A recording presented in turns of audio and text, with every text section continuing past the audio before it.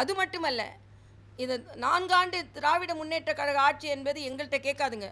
போராடி கொண்டிருக்கும் செவிலியர்களிடம் கேளுங்கள். அவர்கள் தற்காலிக செவிலியர்கள் ஏறக்குறைய 14,000 பேர் அரை சம்பளம் வாங்கி கொண்டு பணியாற்றி கொண்டிருக்கிறார்கள்.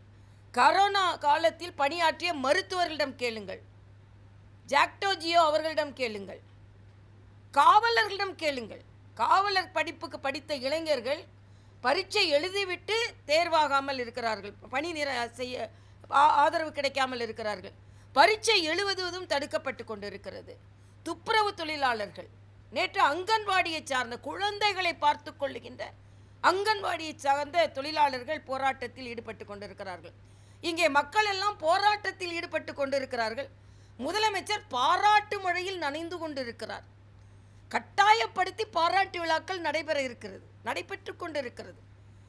விளம்பரங்கள் நீங்கள் பார்த்தீர்கள் என்றால் மக்களுக்கு செலவிடக்கூடிய பணத்தை விளம்பரமாக செலவிட்டு போராடி கொண்டிருங்கள். ஒரு பக்கம் எங்களுக்கு அதை பற்றி கவலைகளை, மக்களை பற்றி கவலைகளை, நாங்கள் பாராட்டி கொண்டே இருப்போம் என்று எல்லாவற்றிற்கும் பாராட்டு. எதுக்கு பாராட்டு நான் கேட்குறேன்.